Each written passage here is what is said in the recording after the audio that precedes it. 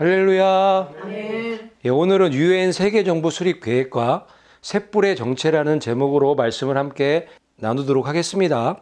아멘. 다니엘서는 지금으로부터 약 2500년 전에 기록된 책이에요. 놀랍게 2500년 전에 예언된 그대로 지금 역사가 진행되어지고 있죠. 마지막 끝부분만 남아 있어요. 그래서 이 다니엘서 2장은 인류 역사를 이 큰 신상을 통해서 볼 수 있도록 하나님께서 꿈을 주신 거죠. 금신상은 바벨론, 은은 메데 페르시아, 동 부분은 그리스, 이 다리, 두 다리, 철 부분은 로마, 그리고 열발가락 시대가 올 것이라는 것을 계시해 주셨고, 맨 마지막에 예수님의 나라, 뜨인 돌이 저 열발가락을 치면서 인류 역사가 완전히 멸망하는 예언을 주신 거예요. 그런데 놀랍게 그대로 다 성취가 다 됐죠. 다 됐고 지금 끝부분만 남아 있는 거예요. 그리고 다니엘서 7장은 다니엘이 꿈을 꾸죠. 4마리의 짐승의 꿈을 꾸는데 사자는 바벨론, 곰은 메데 페르시아, 머리 4개 달린 표범은 그리스, 무서운 짐승은 로마고, 그 무서운 짐승 머리 위에서 10개 뿔이 나면서 맨 마지막에 10개의 왕국이 있을 것이라는 것을 계시해 주신 거예요. 그래서 맨 마지막 때 이 세계가 10개로 나누어져서 통치가 될 것이라는 것을 보여주신 예언이에요. 그리고 다니엘서 8장은 다니엘이 저 꿈을 꿨을 때 바벨론은 멸망하고 없어졌기 때문에 메데 페르시아서부터 환상을 보여주시죠. 저 두 뿔 달린 저 양은 메데 페르시아고, 메데 페르시아가 서쪽을 향해서 공격하는, 그래서 그 땅을 차지하는 그런 꿈을 보여주셨고, 그거에 이어서 큰 뿔 달린 순염소가 동쪽을 향해서 치는 그런 꿈을 꾸게 되죠. 그리스의 알렉산더 대왕이 메데 페르시아를 정복하는, 그걸 이제 꿈으로 보여주신 거고, 그 다음에 큰 뿔이 꺾이면서 4개의 뿔이 올라오죠. 알렉산더가 일찍 죽게 되고 그 부하들이 4명이 나라를 나눠갖게 되잖아요. 그러면서 긴 뿔이 올라오는데 그게 이제 로마죠. 그래서 지금 다니엘서 2장이나 7장이나 8장 이 꿈과 환상은 다 똑같은 거예요. 다 똑같은 세계 역사를 보여주셨는데 다른 관점에서 볼 수 있도록 주신 꿈과 계시예요. 11장도 같은 인류의 역사에 대한 예언과 계시인데 11장은 아주 자세하게 큰 사건들을 기록해 놓으신 장이 11장이에요. 그래서 페르시아, 그리스, 로마, 그리고 나서 신성 로마, 그리고 신세계 질서까지 맨 마지막 때 신세계 질서, 빅브라더 시대까지 아주 자세하게 기록되어져 있는 장이 11장이에요. 그래서 다니엘서 2장과 7장과 8장과 11장은 같이 보는 거예요. 다 연결되어 있기 때문에. 그래서 서로 부족한 점을 보완해주는 그런 역할들을 하고 있어요. 다니엘서는 정말 놀라운 예언의 책이라는 것을 알 수가 있고, 왜 그러냐면 2500년 전에 예언된 말씀이 그대로 다 성취되어졌다면 이거보다 더 놀라운 책이 어디 있어요. 그렇죠? 그래서 다니엘서가 놀라운 책이고 중요하면서 또 기대가 되는 것은 아직 예언이 성취되지 않은 부분들이 있잖아요.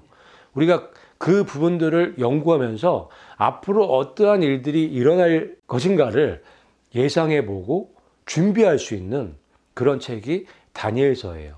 오늘 유엔의 세계정부 수립 계획과 셋불의 정체를 쉽게 이해하려면 이 큰 그림을 먼저 아셔야 되기 때문에 말씀을 드리는 거예요. 큰 그림을 봐야 작은 그림도 잘 볼 수 있기 때문에 먼저 설명을 드리는 거예요. 여기에서 이제 우리가 지금 보려고 하는 거는 무서운 짐승에게 나오는 10뿔이에요, 10뿔. 저 10뿔과 이 10발가락은 연결되어 있죠. 같은 거예요. 맨 마지막 끝에 왕국 시대가 올 것이라는 거를 알려주시기 위해서 저 꿈을 주신 거예요. 저거는 뭐 중간에 있을 수도 없어요. 첫 부분에 있을 수도 없어요. 맨 마지막 끝에 왕국 시대가 올 것이라는 것을 알려주시기 위해서 이 꿈과 예언을 주신 거예요. 말씀에 있는 것처럼 그 10뿔은 그 나라에서 일어날 여왕이라고 기록해 놓으셨죠. 세계가 넓잖아요. 10개 부분을 나누는 거예요. 연방제도 같은 거죠. 지금 유럽이 그렇죠. 그렇게 10개의 왕국으로 다스려질 것이라는 것을 예언해 놓으신 거예요. 그런데 놀랍게 유엔에서 세계 정부 수립 계획을 세우는데 다니엘서 예언의 말씀과 같이 계획을 세워 오고 있다는 것을 알 수 있는 놀라운 자료가 있어요. 보시면은 이게 이제 1973년 로마 클럽에서 10개 부분으로 잘라놓고 세계 정부를 세울 것이라는 것을 계획해 놓은 거예요, 이게. 다니엘서에 열불의 시대가 올 것이라는 거 예언해 놓으셨는데 세계 정부를 수립하려고 하는 자들이 지구를 10개 부분으로 나눠서 통치하려고 하는 이 계획을 수립해 놓은 거예요, 이미 벌써. 1973년도에. 이건 이제 로마 클럽이 해 놓은 거고 2009년도에 유엔에서 세계 정부 수립 계획을 세워 놓고 이 자료를 보여준 거예요. 그래서 세계를 10개의 권역으로 10개 부분으로 나눠서 통치할 것이라는 것을 계획해 놓고 저 계획대로 지금 하나하나씩 이루어 나가고 있는 거예요. 2015년도에 세계 정부 수립 계획은 이렇게 좀 바뀌어요. 10개의 부분으로 나눠진 거는 뭐 거의 똑같죠. 색깔 부분만 조금 바뀌는 거예요.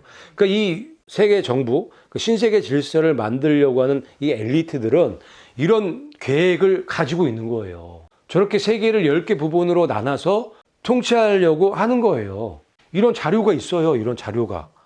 유엔에서 이런 계획을 세워놓고 움직이고 있는 거예요. 다니엘서의 열왕국 시대가 올 것이라는 그 예언의 말씀을 그냥 성취하고 있는 내용이죠. 이 내용이. 놀라운 내용이에요. 이게 일치하잖아요. 세계 정부 엘리트들이 세계를 10개의 부분으로 나눠서 좀 통치하려고 하는 것을 계획했고 그 계획대로 지금 진행하고 있다는 거예요. 놀라운 거죠. 그런데 더 놀라운 게 있어요. 또 유엔에서 저 세계 정부 수립 계획을 세웠는데 저거는 10개에서 8개로 줄여갖고 계획을 발표를 한 거예요. 그래서 저게 뭔가 싶잖아요. 그러면 이 다니엘서하고 맞지 않는 거가 아니냐 이렇게 생각할 수도 있잖아요. 그런데 그렇지가 않아요. 더 정확하게 맞아 떨어지는 거예요. 왜 그러냐면 이 말씀 때문에 그래요. 그것의 머리에는 아까 그 짐승의 머리에는 10뿔이 있죠. 그게 열왕국이란 말이에요. 그 외에 10뿔이 있는데 그 외에 또 다른 뿔이 나오는 거예요. 10개가 있는데 또 다른 뿔이 나오면 몇 개가 되는 거예요? 11개가 되죠. 그런데 그 다른 뿔이 올라오면서 새 뿔이 그 앞에서 빠졌으며 그러니까 작은 뿔이 올라오면서 새 뿔을 뽑고 올라오는 거예요. 그러면 총 몇 개가 될까요? 8개가 되겠죠. 다시 한번 계산하면 원래 10개의 뿔이 있었어요. 근데 거기에 작은 뿔, 적그리스도가 올라오죠. 11개가 됐네요. 11개가 됐죠. 거기에서 새 뿔이 뽑혀요. 11 빼기 3 하면 8개가 되는 거예요. 8개. 그러니까 최종적으로 맨 마지막 때 제국은 8개의 시스템으로 돌아간다는 것을 이 말씀을 통해서 우리가 알 수가 있죠. 그런데 놀랍게 유엔에서 세계 정부 수립 계획을 세웠는데 8개의 권역으로 지구가 통치될 것이라는 것을 계획해 놓은 거예요. 놀랍지 않나요? 다니엘서의 그 예언의 말씀과 같이 세계 정부 엘리트들이 좀 움직이고 있다는 증거예요, 이게. 10개의 영역으로 지금 세계를 통치하려는 계획을 세웠다가 2018년도에는 8개로 지금 나눠서 통치하려는 계획을 지금 세운 거예요. 구체적으로. 그러니까 이 다니엘서의 말씀과 어떻게 이렇게 일치하면서 돌아갈 수가 있냔 말이에요. 당연한 거죠. 다니엘서는 미래 끝에서 본 거를 기록했기 때문에 정확할 수밖에 없는 거예요. 그래서 이 세상이 다니엘서에 기록된 대로 흘러갈 수밖에 없겠죠. 다 끝난 상태를 알고 주신 거기 때문에. 그래서 이렇게 똑같이 돌아갈 수밖에 없어요. 저 세계 정부 수립 계획을 열왕의 시스템으로 지금 계획해 놨잖아요. 이거 하나 일치하는 것도 기적의 기적. 이거는 미래를 정확하게 알고 계시를 주지 않으면 일치할 수가 없는 부분이에요. 2500년 전인데. 그렇죠? 거기서 더 나아가서 8개의 뿔이 최종적으로 남을 것을 알고 저것도 저렇게 계획해 놨다는 것 자체가 놀라운 거예요. 그래서 다니엘서는 놀라운 책인 거예요. 그러면 이제 유엔의 세계정부 수립 계획, 이거는 어느 정도 이제 우리가 쉽게 알아버렸죠. 말씀을 통해서 유엔의 계획을 보니까 무엇을 하려고 하는지 쉽게 이해가 되는 거죠. 그러면 셋불의 정체는 무엇일까? 셋불의 정체를 과연 다니엘서 안에 기록해 놓으셨을까? 셋불의 정체에 대해서 지금부터 함께 나누도록 할게요. 셋불의 정체를 알려면 다니엘서 11장을 봐야 돼요. 다니엘서 11장 중에서 맨 마지막 부분을 보면 되는데 바벨론은 1장부터 5장까지 아주 많이 나와요. 그리고 11장에서는 바벨론은 멸망했기 때문에 메데 페르시아부터 나와요. 메데 페르시아, 그리스, 로마, 신성 로마, 마지막 때, 빅브라더, 신세기 질서가 어떻게 이루어질 것인가에 대해서 아주 자세하게 기록되어 있는 책이에요. 페르시아는 1절, 2절, 그리스는 3절에서 24절, 로마는 24절에서 31절, 신성 로마는 31절에서 39절, 그리고 마지막 때는 40절에서 45절까지 기록되어 있는 거예요. 아주 자세하게 기록되어 있어요. 셋불의 정체를 알려면 이 마지막 때 40절에서 45절까지를 연구해 보면 돼요.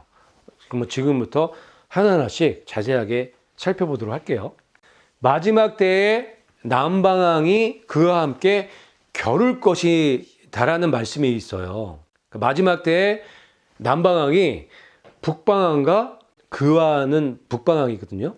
남방왕이 북방왕과 힘을 겨루는 때가 올 거라는 말씀이에요. 그러면서 이 말씀을 하시죠. 북방왕이 병거와 마병과 많은 배로 회오리 바람처럼 그에게로 마주와서 초토화시켜버리는 거, 멸절시켜버린다는 말씀이에요. 그러면 여기에서 우리가 남방왕과 북방왕의 정체를 우리가 이해를 해야 돼요. 먼저 북방왕부터 보면은 북방왕은 병과 마병과 그 많은 배로 회오리 바람처럼 나라들을 쓸어버릴 수 있는 엄청난 군사력을 갖고 있는 나라예요.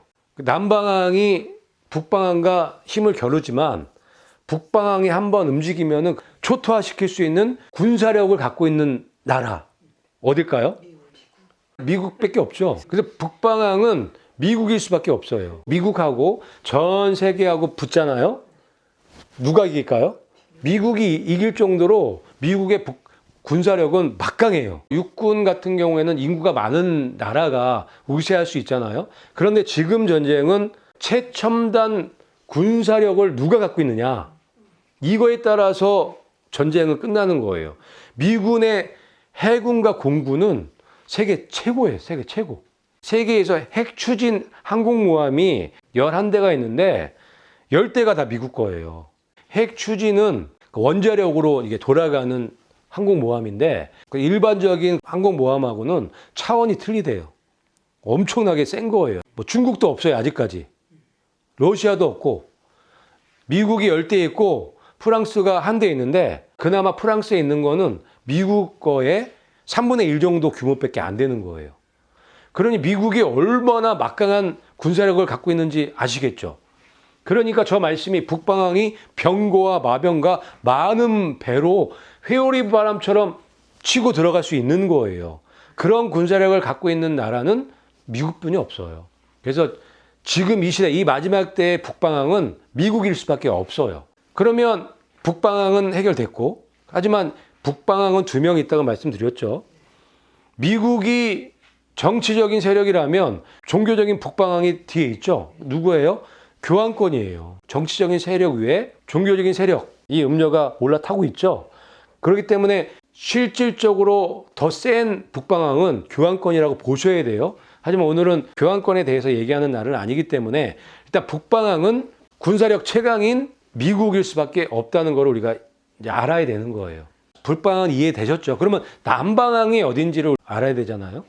남방왕이 어디냐면 그 여러 나라에 침공하여 물이 넘친같이 지나갈 것이요 라고 기록되어 있어요. 여기에서 남방왕이 어딘지를 우리가 힌트로 알 수가 있는데 여기 앞부분에 남방왕이 북방왕과 힘을 겨룬다고 그랬어요. 그런데 한 나라가 아니에요. 지금 그 여러 나라에 침공해서 쓸어버리는 거죠. 물이 넘친까지 지나가는 거예요. 그렇기 때문에 저 남방왕은 역사적으로도 그렇고 지금 마지막 때도 그렇고 이슬람일 수밖에 없는 거예요. 이슬람은 한 나라가 아니죠.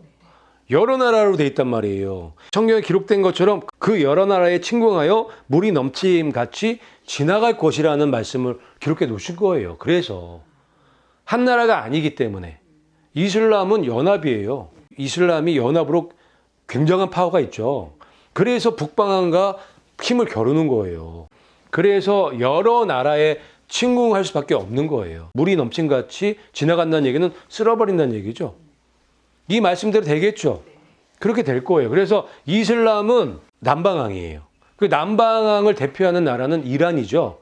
그래서 지금 미국하고 이란하고 지금 대립관계에 있는 이유가 거기 있는 거예요. 이란이 메데 페르시아에서 메데죠, 메데. 페르시아는 이라크죠.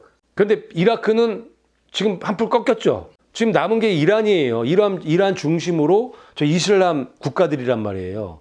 그래서 이란을 꺾으면 나머지들은 그냥 자연스럽게 꺾일 수밖에 없는 그런 구조잖아요. 그래서 이 남방항은 이슬람 세력일 수밖에 없다. 북방항은 미국이다. 이걸 우리가 쉽게 이해할 수가 있어요.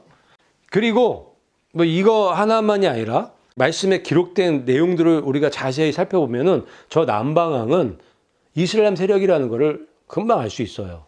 그리고 그가 또 영화로운 땅에 들어갈 것이요. 그러니까 이 북방항을 얘기를 하는 거예요. 북방항이 이제 이슬람 세력을 쓸어버리고 예루살렘, 그 영화로운 땅에 들어간다는 말씀을 해놓으신 거예요. 그러면서 다시 한번 많은 나라를 패망하게 할 것이나 라고 기록된 놓으셨죠. 근데 여기서 중요한 거는 이 말씀이에요.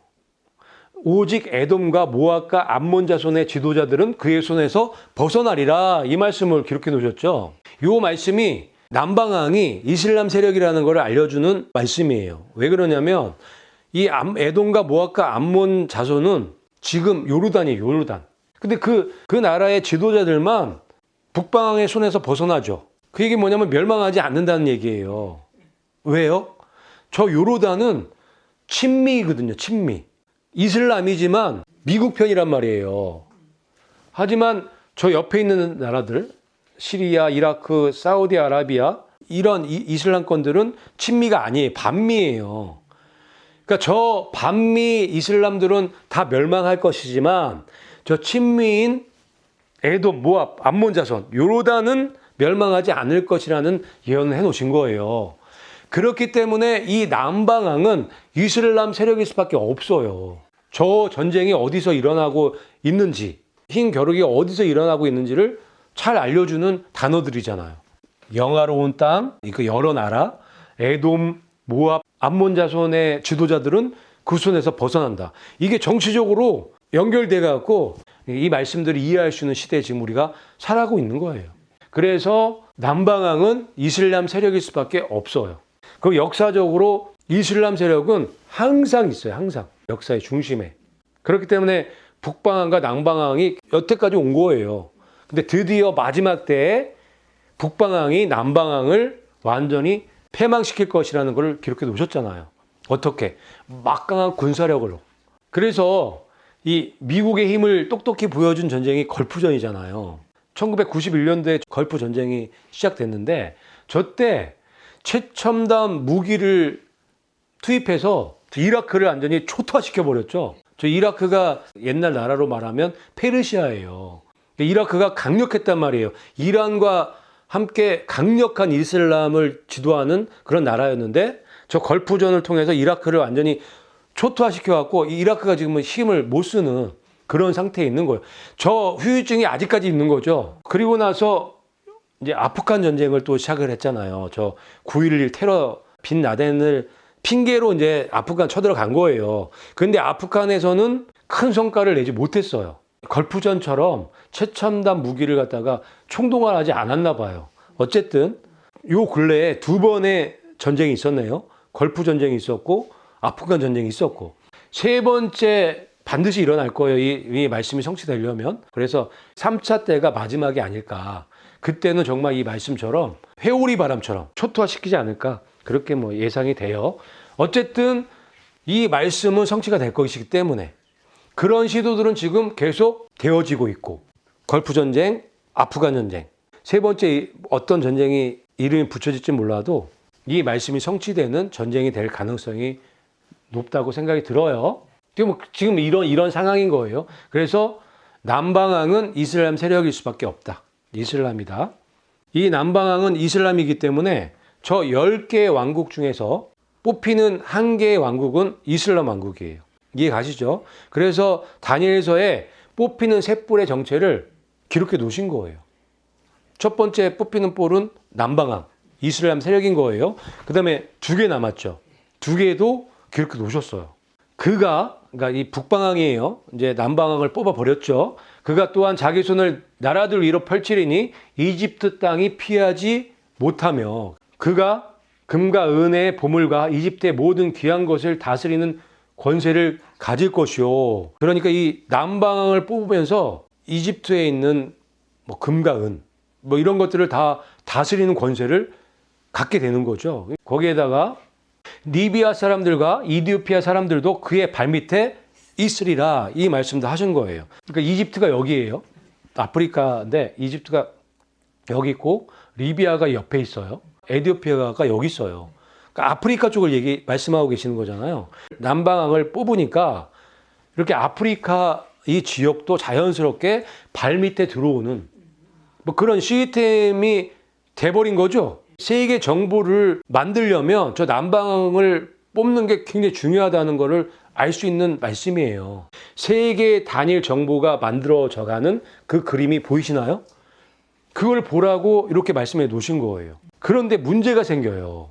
그러나 동쪽과 북쪽에서 나오는 소문이 그를 근심하게 함으로 이 말씀이 있어요. 그러니까 지금 세계 단일 정부가 신세계 질서가 이제 세워지려고 하는데 방해 세력이 있는 거예요. 어디에?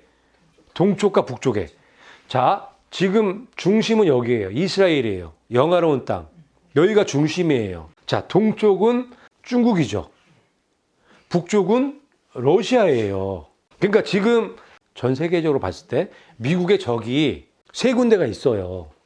첫 번째는 이슬람이죠. 남방왕은 저렇게 뽑힌다고 그렇게 놓으셨죠. 그리고 적이 중국과 러시아가 있는데 중국은 동쪽에 있네요. 러시아는 북쪽에 있네요. 중국과 러시아에서 나오는 그 소문들 때문에 안 좋은 소리 나오겠죠. 이 북방왕을 반대하는 나라들이잖아요. 그러니까 북방왕이 열받은 거예요. 크게 분노해서 저 나라들을 완전히 박살내는 말씀이 여기 있는 거예요. 그가 크게 격노하여 나아가서 많은 사람을 멸하며 완전히 없앨 것이라고 기록해 놓으신 거예요. 이 말씀들이 이 마지막 때와 절묘하게 연결되어 있는지 모르겠어요. 지금 미국을 대적하는 나라는 이슬람 세력, 중국과 러시아뿐이 없어요. 공산 세력이 러시아와 중국이고 이슬람 세력이 남방왕 세력이고 요 세 세력만 뽑으면 미국이 거칠 게 없단 말이에요. 그런데 여기 말씀해 보면은 남방왕이 먼저 뽑혀야 돼요. 남방왕이 먼저 뽑히고 그 다음에 차례로 동쪽, 북쪽, 러시아와 중국이 뽑힐 것이라는 것을 기록해 놓으신 거예요. 셋불의 정체가 여기 다 들어가 있죠. 이 셋불의 정체를 이렇게 보니까 지금 이 세상 돌아가는 이 정치와 너무 연결되어 있잖아요. 똑같잖아요. 이 지도를 보면서 동쪽에 중국, 북쪽에 러시아, 북방을 대적하는 세력 이런 것들을 이렇게 하나하나씩 자세하게 기록해 놓으신 거 보면은 기가 막히죠. 그래서 셋불의 정체는 중국과 러시아와 이슬람 세력이다. 요 셋불이 뽑히면 신세계 질서로 가는 것이다. 이 다 북방왕 발밑에 있기 때문에 순조롭게 신세계 질서로 갈 수밖에 없겠죠. 그래서 저 러시아와 중국과 이슬람은 완전히 없앨 것이라는 저 말씀처럼 저렇게 초토화 미국이요 군사 비용을 계속 늘려가죠. 그 얘기 뭐냐면 최첨단 무기들로 계속 지금 무장하고 있다는 거예요.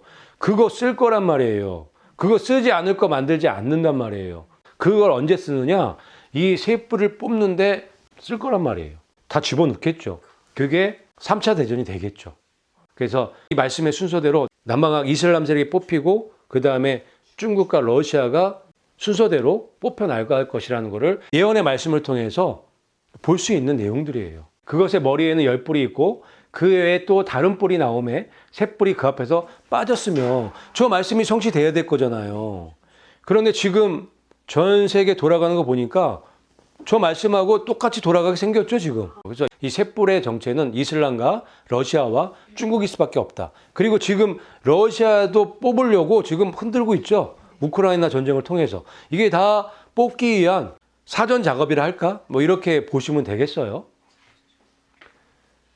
그리고 이 유엔에서 발표한 세계정부 수립 계획을 보면은 이 하나님 말씀과 어떻게 저렇게 연결해서 돌아가는지를 알 수가 있고, 이 세계정부 엘리트들은, 세계정부 이 지도자들은 이미 어떻게 할 것인가를 알고 있는 거예요.